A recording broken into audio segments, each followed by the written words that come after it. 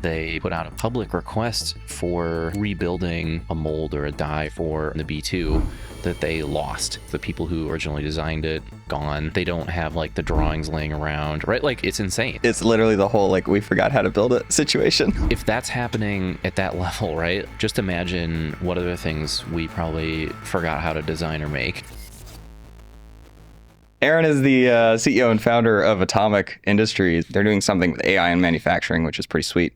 Aaron, do you want to just start off with like kind of the story of how you started Atomic and like why you initially tried to like create figurines? Yeah, sure. I mean, the very simple way to boil this down was, I tried to actually make a product. It needed to be manufactured, and I learned the very, very hard way how this stuff actually ultimately gets made, right? And I found it to be so incredibly fascinating that you need, wizard-like tribal knowledge bearing tradespeople that understand how to do this. It didn't really make any sense to me that if, in terms of just pure industrial know-how, right, and like overall skill that we have as a country, like why have we completely, debilitated ourselves? And it's insane because this exported skill. Well, I mean, it's not just like offshore skills. Yeah. It didn't make any sense to me that like we had evaporated this thing, right? So that's kind of what kicked off a lot of this. But ultimately, being a total dork and somebody from technology, this is just like my brain was like, there has to be a way to figure out how to like digitize this skill in some meaningful way, not to just like automate it and get rid of the trade, obviously, but just like evolve it into the 21st century, because we don't have time to sit around and train like hundreds of thousands of people. No. And it takes 20 years. So yeah, we need to find a way to like short circuit this stuff and rebuild it. And ultimately that's kind of at the core of, what happened here. And yeah, this is basically just kind of the execution of that idea, ultimately. Interesting. Do you have, so I know that you like mentioned that you can't really like understand factories without actually like seeing factories in person, just seeing how they operate. Did you ever go to China and just like check out a bunch of factories? No. No?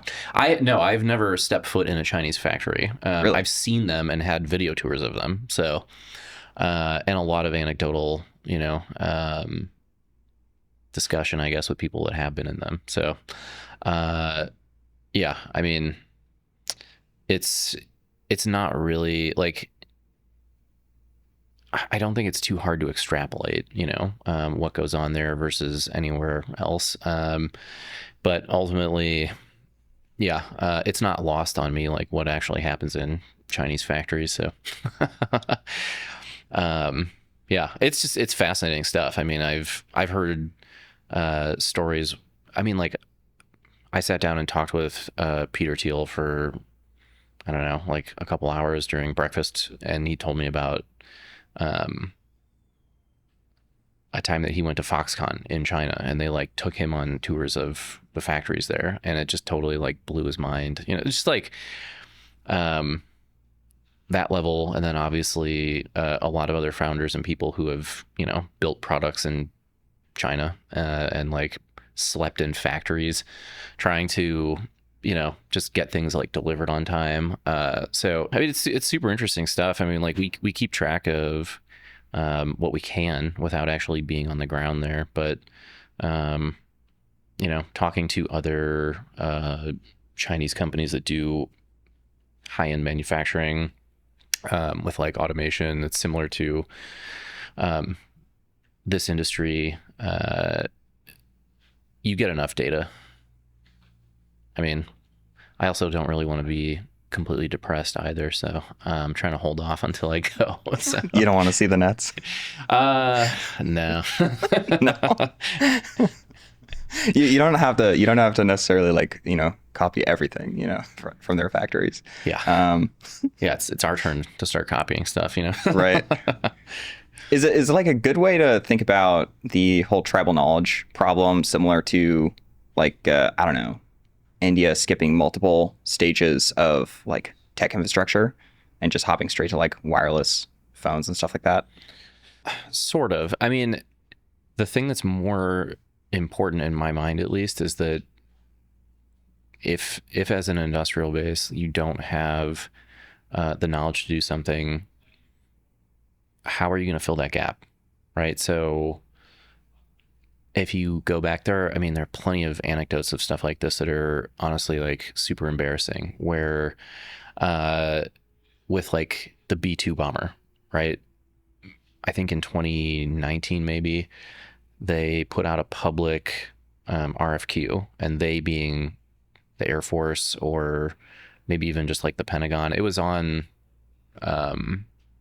sam.gov, just like everybody who knows what that is. But it was a public request for rebuilding the tooling, like a mold or a die or something, for a component in the B2 that they lost.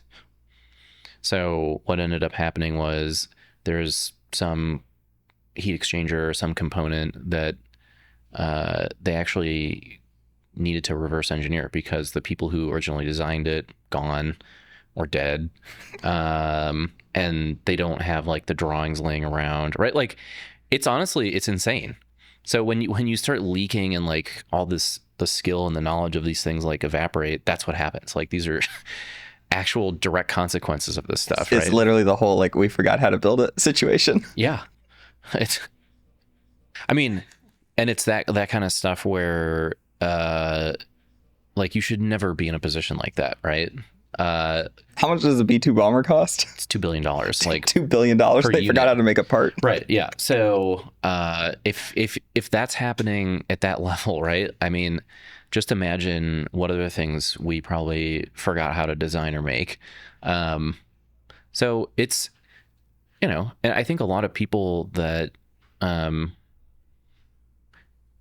that don't really understand a lot of the low level problems like this, they're still positioning us as, right, like, we're still the number one or two manufacturer in the world for a number of different things, right?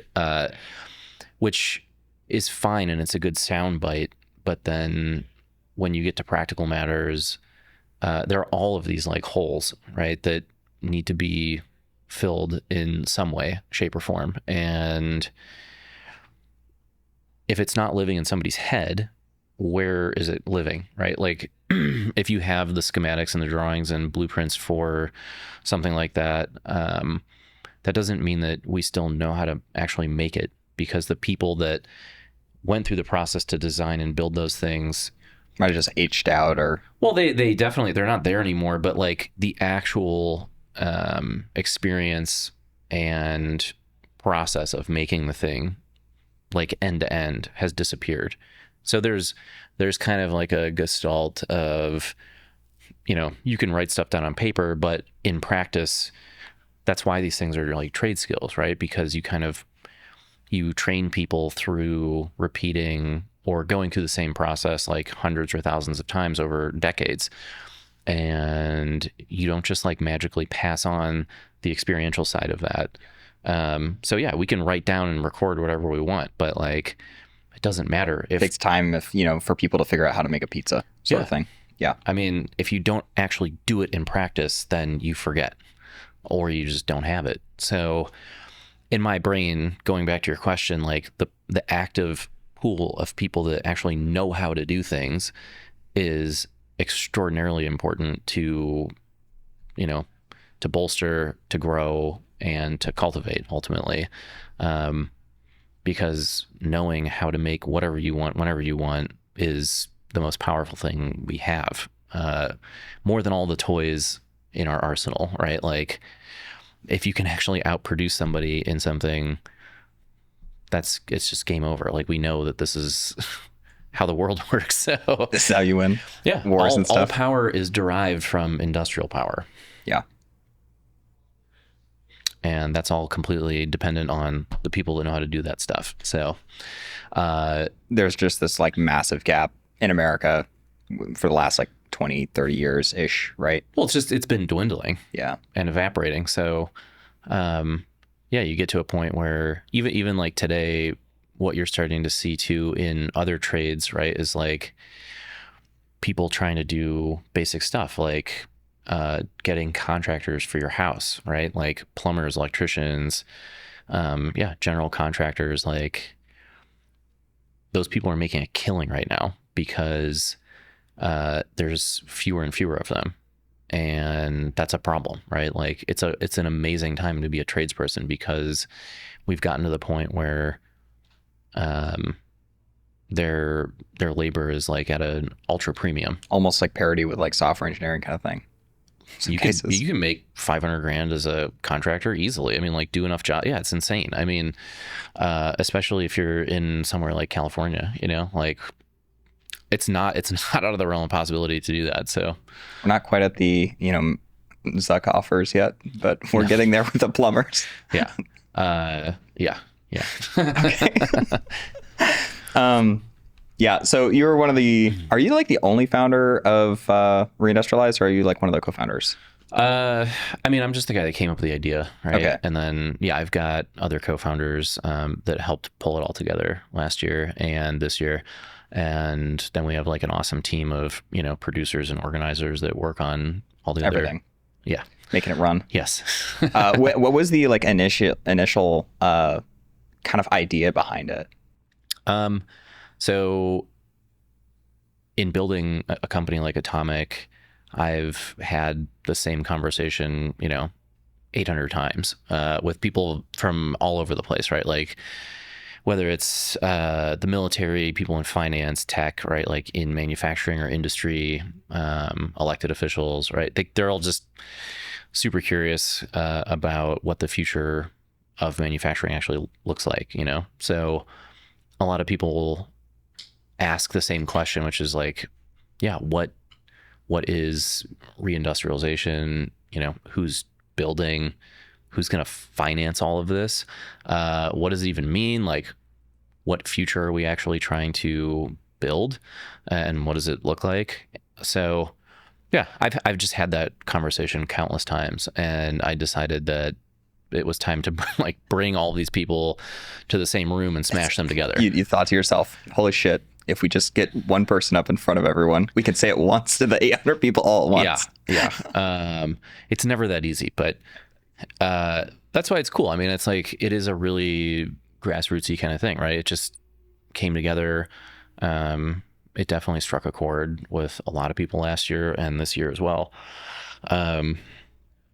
And I think framing it like a generational opportunity, I mean, it's important, but it's way more important to align all of those people, right, in the same direction if we're trying to execute on something like this, because it's going to take a generational amount of work, right, and like endurance to execute on something like this. And it's not going to happen overnight. It's not going to be one person. It's a huge effort on everybody's part. Task. Yeah. Were you at all worried when you first kind of made the call and said like, we're going to do this? Were you at all worried that? No. 100%. Yeah. All right. It had to be done. So yeah. And then I found the domain that was for some reason available, and I snagged that like immediately. And then I was just like, all right, it's go time. Is that rein.com? Reindustrialize.com. Yeah. Wait, was that available? Yeah. For $10?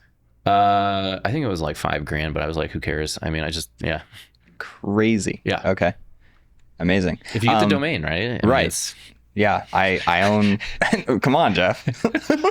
We going to do this or not? Jeff Bezos, please collab. Right. I every birthday until he actually does it, I'm just going to @Jeff Bezos. Maybe this will be the year. We'll get it. We'll get it. He's not using it. I mean, just redirects to Amazon, right? It has for the last 30 years. Yeah. 31 now. So I think we can make a good case. Yeah. I just have to chat with him. And I think that he'll see the vision. Yeah. So I'd like I want to do a thought experiment.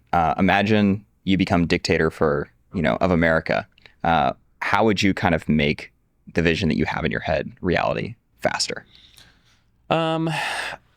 So I think the best way to mobilize an effort like this with magical powers would be to incentivize everybody the correct way, right? And being able to do something like that is ultra challenging because you need, you know, if you're king for a day or whatever, that doesn't mean necessarily that like people's incentives are going to change. So you do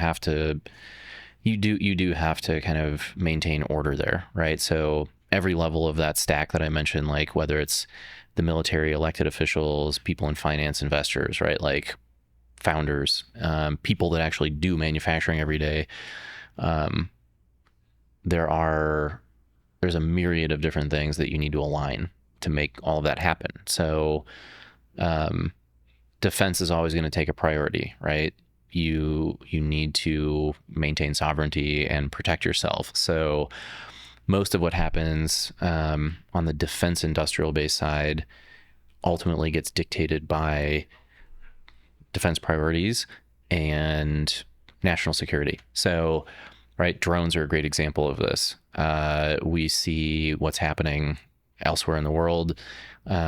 We understand that we do not have the domestic capability to do something like that. And in terms of defense capability, puts us in a really bad position. right? I mean, Yeah. you can't also just magically stand up the entire supply chain to produce millions of drones domestically overnight, right? So you need advanced electronics, you need, radio cameras, GPS, chip making, you need motors, you need magnets, not to mention all the other materials that go into whatever type of drone you're making. But yeah, I mean, that's not something that's going to happen overnight, right? So even aligning on a defense priority like that when we're not in a wartime scenario, we've seen how challenging that is, right? Because there's all these different layers of people in defense on the government side trying to organize something like that and execute on it.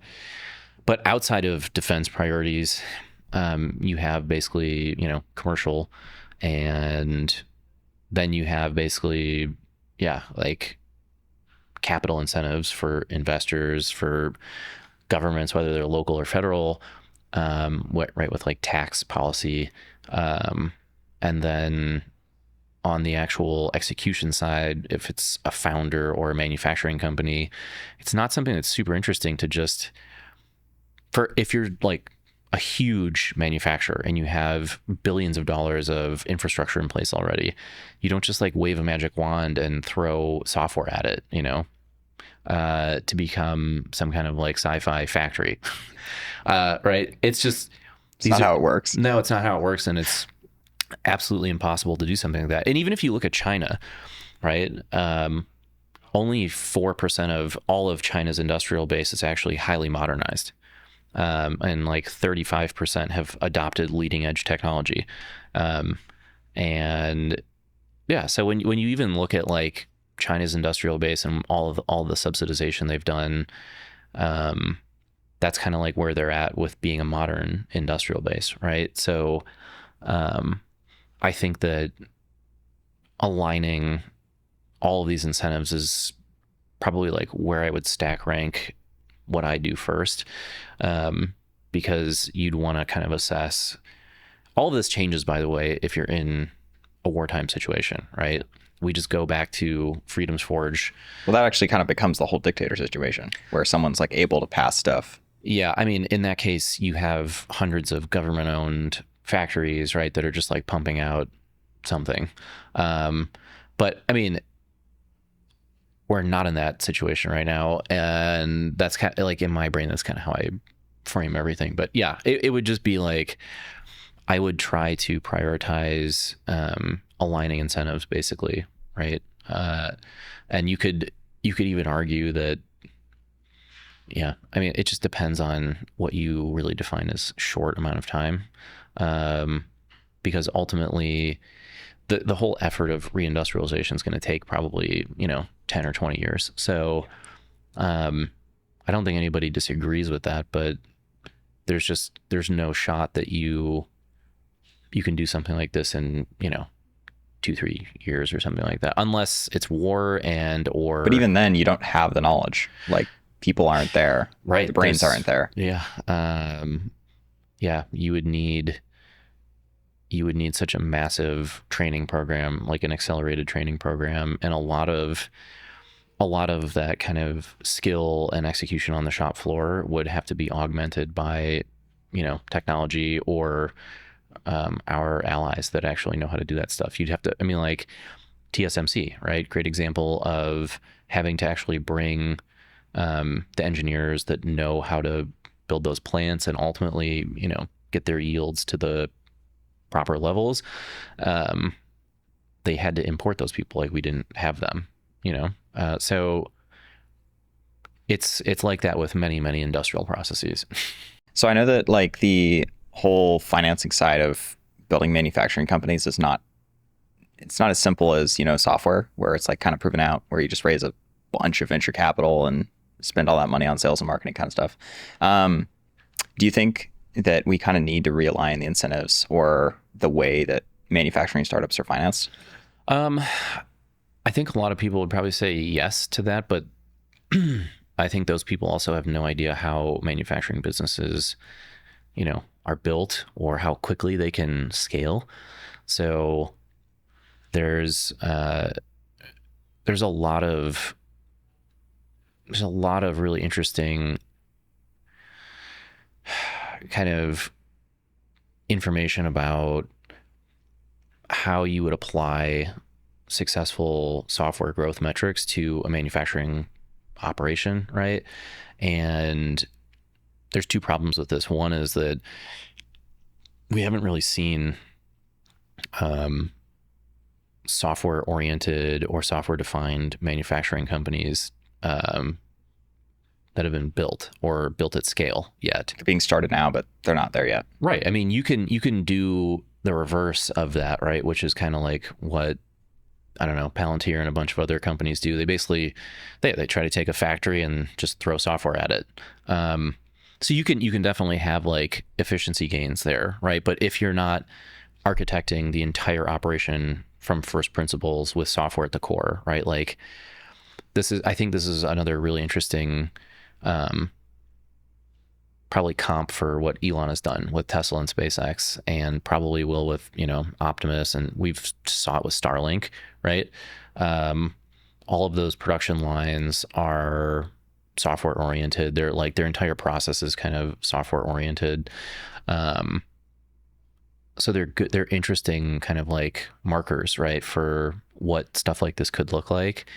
And I think a lot of investors, obviously,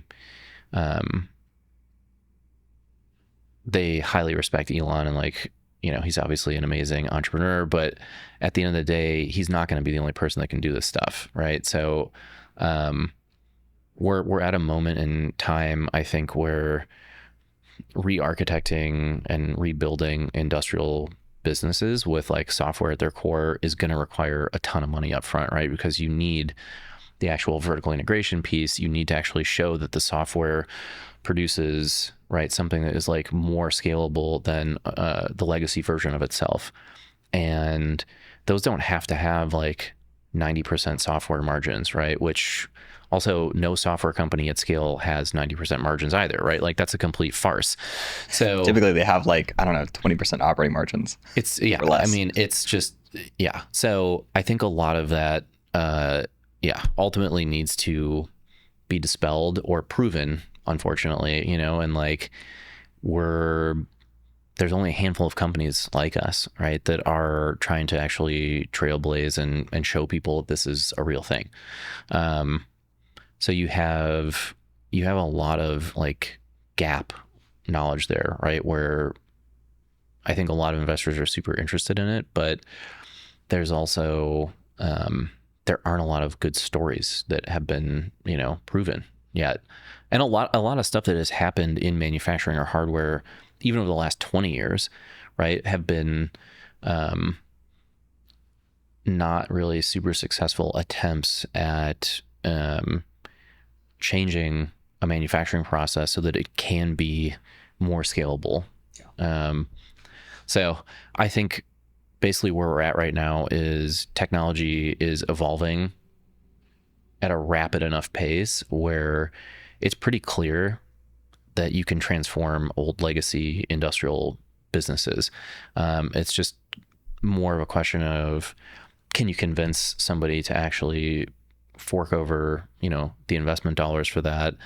And is it actually something that, venture investors should invest in? Because ultimately their money should be going to de-risk a lot of R&D, right? To actually prove that you have this flywheel on the transformation that we're all talking about, right? So if it's really hard to kind of like stepwise your way there and prove it, because nobody's just gonna, start handing out like $150 million checks to rip apart and rebuild some, manufacturing type business from the ground up. So yeah, the unfortunate reality is like doing this with venture, you're still kind of, capping yourself a little bit. Yeah, I mean, you're just like hobbling on one foot with your hands tied behind your back, right? Like until you know that the technology that you are building actually helps you scale into a lot of infrastructure, right? I think that's kind of what we're going to see in the future, is more people oriented towards de-risking, right? Like that kind of growth trajectory. So it's unfortunately just something that hasn't really been proven yet. Yeah, so we got to do our best. Yeah, I've seen you tweet a bunch of times, if you want to become a billionaire over the next like 10 years, just start a manufacturing company kind of thing. Tell me about like what companies are just freaking obvious to you that other people don't see. I mean, I guess this is kind of the thing, is like you could basically just go look for, a multi-billion-dollar manufacturing vertical, and I think with probably, I don't know, 6 months or a year of research, you could probably figure out a number of these things that would potentially be viable. I look at things probably a little bit differently than most people do, but I guess I'd want to figure out and understand what the viability of, like what technology am I actually going to develop to transform this process? And can it actually be, like a 10x on the like dollars raised? No, just in terms of like operationally how that business runs. So the way that we kind of modeled what we do at Atomic is, direct application of the technology, trying to like collapse, process or human labor or engineering down, so that like you have more of a flywheel effect of how quickly something happens. And if at the core of that technology, you're able to actually change the physics of the problem, those are really interesting opportunities, right? Whereas, yeah, I mean, like if you're making, I'm just trying to think of an example of something like, which probably makes sense ultimately, I don't know, but like a window factory, right? Like if you can figure out how to automate a lot of window production for some reason, and like on net your margins and growth profile far exceed whatever like the legacy version of that business is, I mean, like that might actually be interesting, especially if you can just find a stagnant industry with a big TAM. Just go after it, basically. But yeah, again, this is where I think a lot of these businesses are going to be interesting, because you need to like marry these worlds together. Like I didn't know anything about tool and die making before I encountered it, right? I mean, what was the process that you went through to just learn enough to decide? I spent a year like researching this What'd you stuff. Do? I tried to understand like fundamentally how these businesses operated, and I actually, I don't know, I think I ended up calling probably like 200 different shops like all over the country, and I posed as a business student. What? Yeah. Like, You hey, got to tell me this story. I'm from, like Stanford Business School, and I'm doing I don't know, like a semester long project on American manufacturing. And I've heard that, tool and die making is a critical thing, but it's like also a vanishing trade. Like, will you help me with my project? I want to learn more about your business. And like 95% of the people that ran these shops were Supportive. They were super interested to like talk about it and like tell me about it and like how it ran. And did you show up in person and they're like, you're, no, 3 years this was what I did during COVID. So, right. Yeah, most of like 2019 and 2020 was a lot of research into this stuff. So yeah, ultimately, I just try to have like as much outreach as I could, and I was just calling people. But they were super, super happy to share. And ultimately, it was just like really staggering. And you could see a disconnect too between spending the actual time and effort to call 100 of these places or whatever versus the type of data that you would see in market or industry reports. Were you the first person that ever called most of these like shops to ask anything? I don't know, but I would assume maybe. I don't think anybody really ever took interest in them. I've noticed that like if you go out of your way to just be curious about people that don't typically have people knocking on their doors, they just like open right up and show you all the stuff. Yeah, so maybe that was the case. I can't imagine that anybody else was doing what I was doing. So yeah, it was just very enlightening, I think, in a lot of ways. What was the threshold that you got to inside of your own mind before you decided to actually just go and start a company? Because you're researching and researching and researching. I mean, I started, at some point. I technically like incorporated the company in like December of 2019. So I already knew I was going to do it. Did you buy the domain? Yeah. Bought the domain, and that's why he spent the next 20 years of his life on the thing. No, I mean, at that point, it was just kind of clear that it was something I needed to do. But it was just more of like,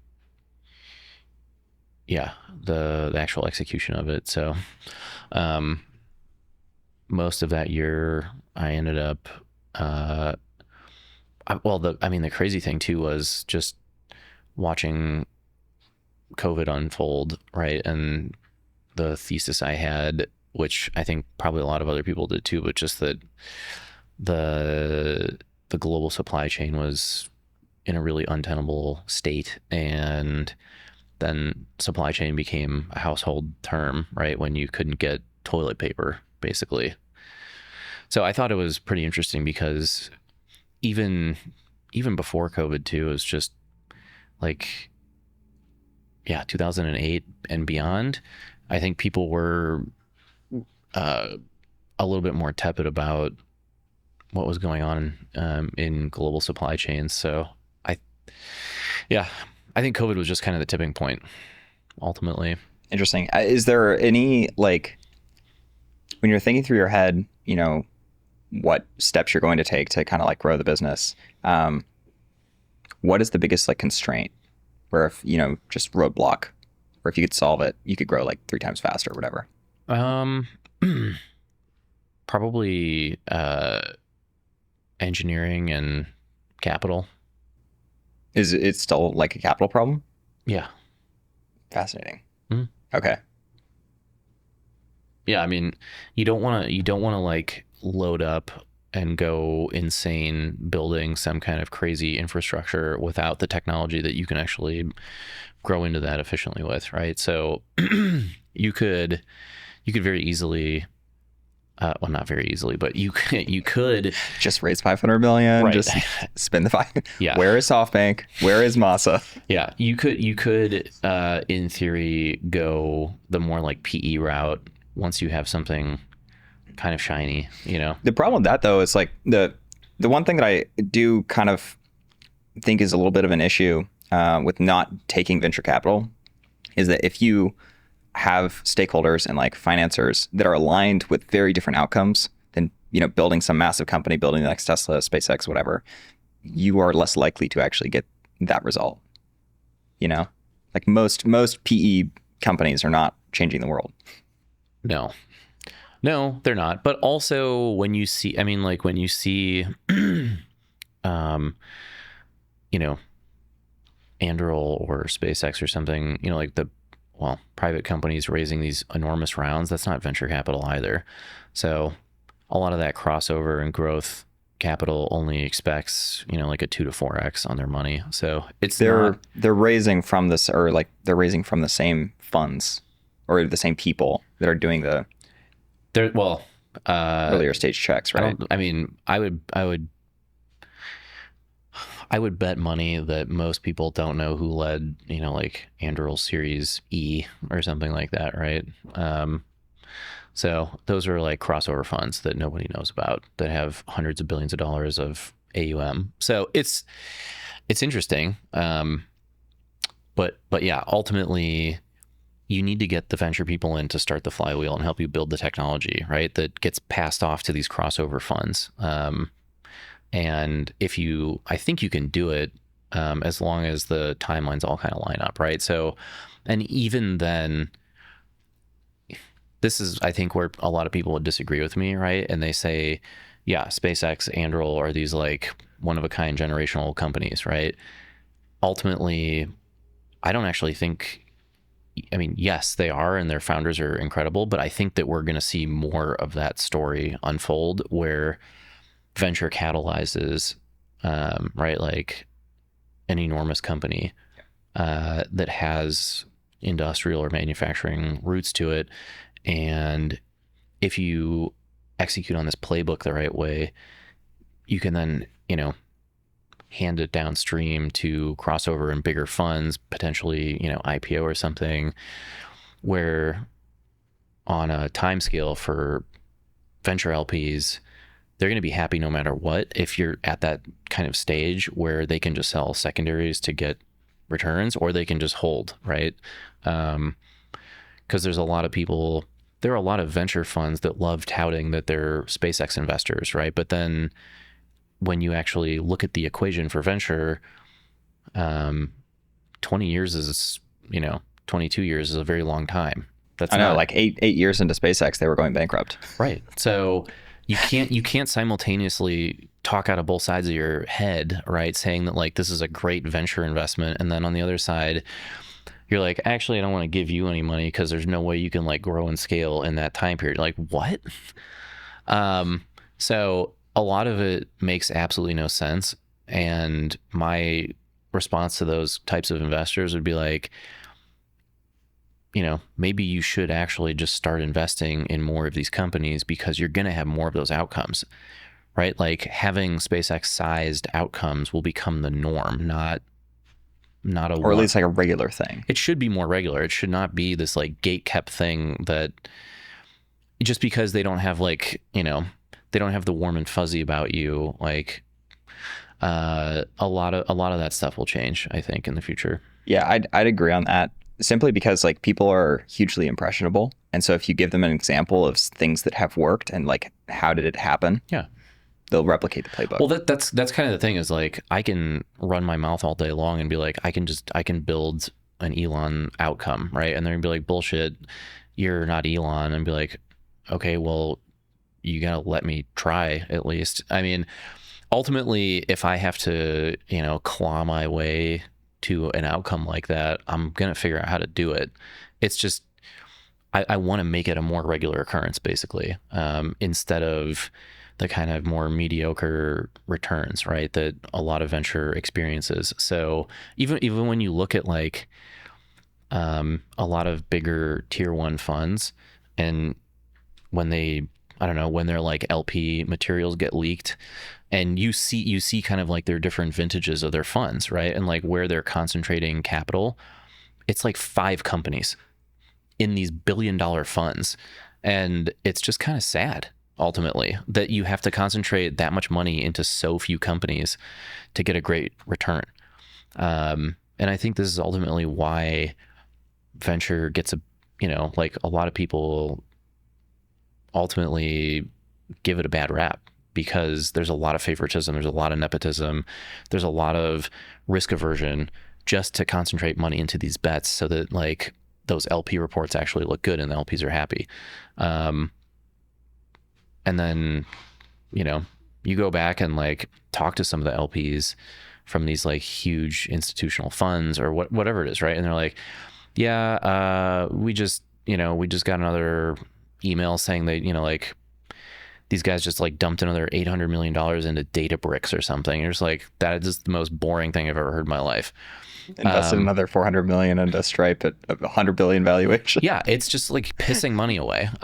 So I think there is really like a crisis of creativity, and because of how established and like well-regarded software as a business model has become, you get, there's just stagnation there, right? Because you just want to keep the casino moving, right? The strange thing to me is that so much money pools at the top. Like if you think about, SpaceX or well, you just Stripe, said everybody's impressionable, so that's kind of why. I get that. But like if you take, just think of $1 billion, you can give 1,000 people, 1,000 entrepreneurs, you can give one $1 million. Or you could give what? You could give every American $1 billion. That's just math. Elon, why haven't you done this? Actually, yeah, that's why Trump fired him. I'm pretty sure. Sounds like a Craig tweet. Inflation, baby. It's just math. So I know that you kind of you've got somewhat of a list of companies that seem pretty obvious in your head, like mining, energy, those types of businesses. What other types of businesses do you think people should be starting that are just like super obvious, super needed, definitely going to have lots of demand? Maybe I should put more thought into this and like put a list out or something. But in addition to something that just like has a really big, TAM that you can go attack. I mean, another thing that's pretty interesting are things where either the market inefficiencies are so great that a value chain for something has been just exploded into 100 different parts, because maybe like half of it got offshored, right? Like that's another big part of this, is understanding how these value chains ultimately work, because if you can vertically integrate something back again, that's another really amazing story. And the thing that actually helps you vertically integrate it again is the technology that you're developing. Those are all just kind of like slam dunk wins in my brain. What they are specifically, again, we can definitely, I should just probably put out a thing. I mean, it's stupid. I mean, you can literally go on Google and search the NAICS codes for, I don't know, 10,000 different manufacturing processes, and go basically do this assessment. Like, go deep research this stuff. Honestly, somebody should go do that. I mean, that could be the follow-up to, the Techno-Industrialist Manifesto that I wrote, is just maybe like a whole battle plan of mapping out, you could like stack rank the priority of these things too, but the lower level they are, probably the better ultimately. Yeah. Where do you think you get the passion for chewing glass and staring into the abyss? I don't really find a lot of reward or fulfillment in the outcome. It's more like the process itself. I think I don't really care about the material wealth ultimately, and I'm just more interested in the actual, the journey and the process. And I've always really enjoyed things that are really challenging And that's kind of, I don't know, I've always chased stuff like, a moth basically to a light. That Do you just enjoy the process of like empire building, um or maybe factorio building? I don't it's know. not even that. It's just, I think it's more, we're here for a limited time, right? Why would I not do the hardest thing imaginable with my time?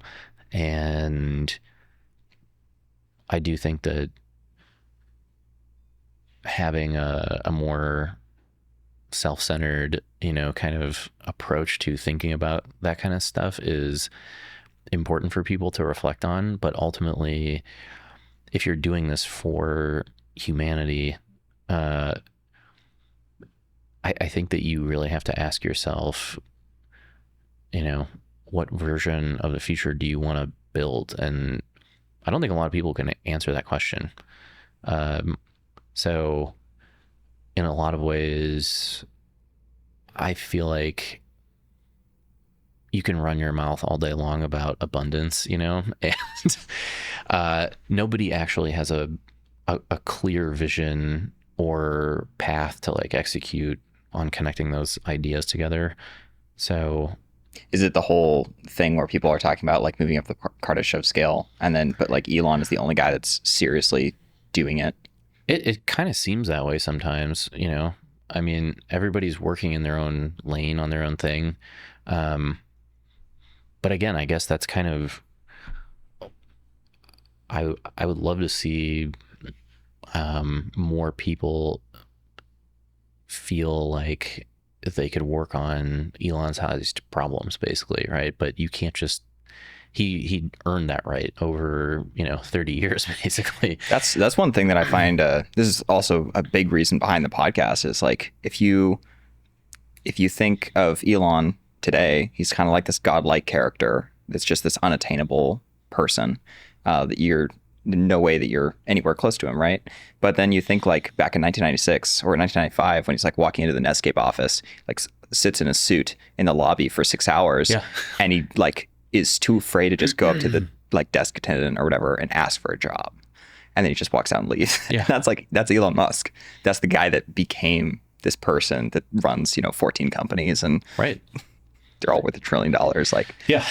so I think this is it's a huge, it's another huge issue, right? Just because you have all these people that have some weird rubric or criteria on what they think greatness looks like and how they search for it and how they want to invest in it, but it's something that is built and earned over time, right? The scar tissue of having to build something from nothing and nobody believing in you until you're actually valuable is that's just how we do things. That's kind of what human nature is. mimetic, whatever. I mean, there is no short circuit to that, right? The way that I gauge anything remotely close to this is somebody's adaptability and resourcefulness, right? I think that's mutually exclusive from agency as well, but I think the people that are motivated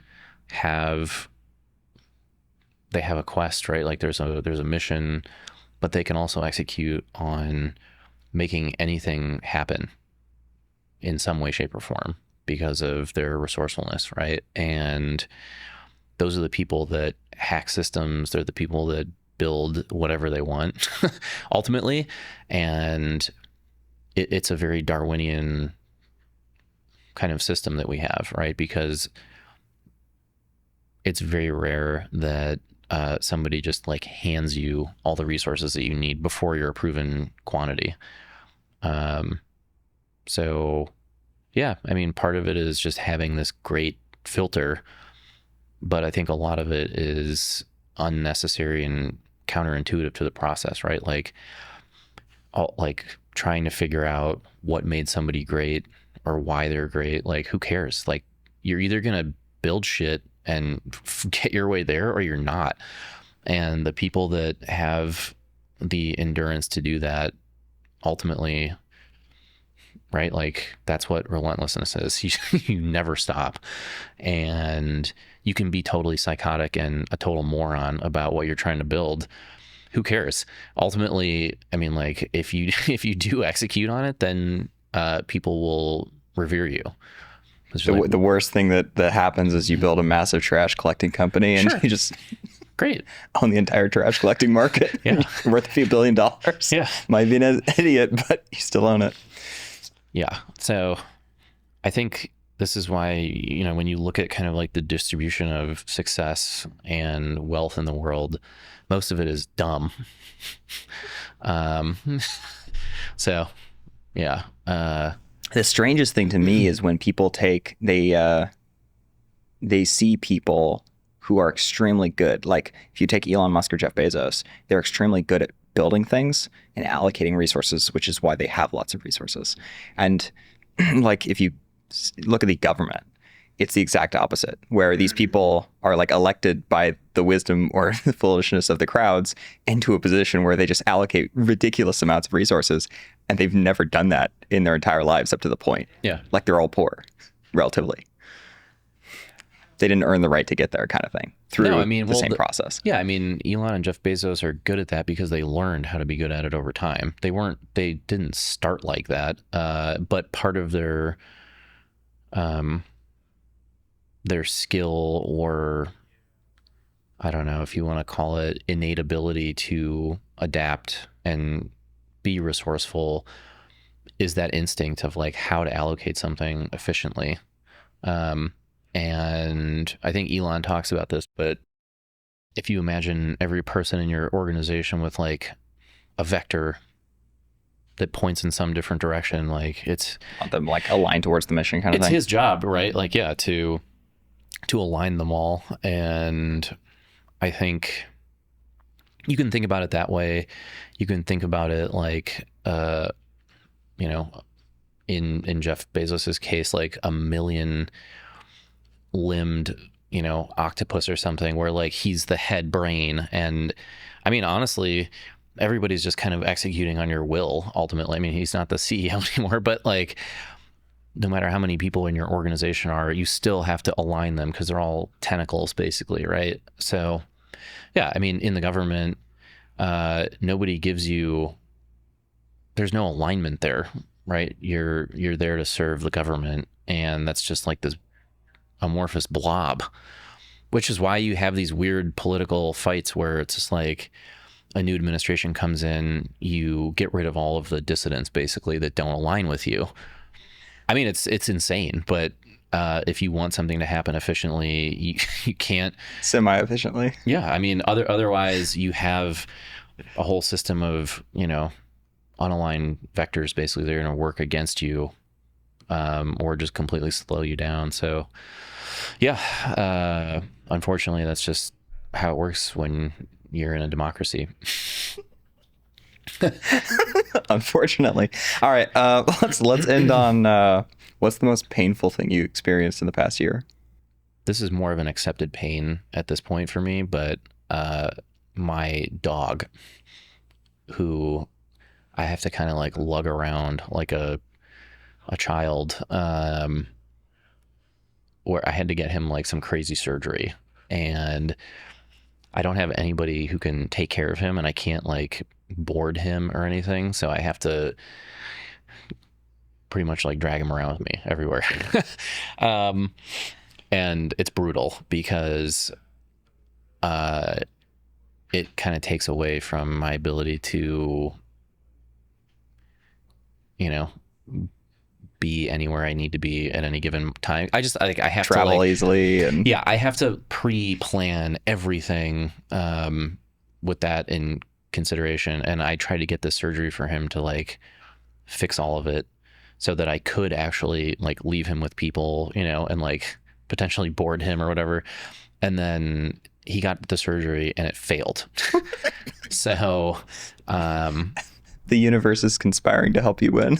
yeah. So now basically I have a new surgery for him scheduled that's coming up at the beginning of August, but I'm I'm doing all the rituals that I know how to do, to any entity or deity out there to make sure that the surgery is successful this time. You're praying in all directions. Yeah. Doing a full circle just to make sure. Omnidirectional praying.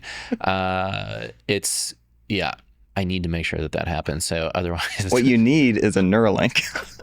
Put one below the spine and then the brain. Yeah. Then you got the solution.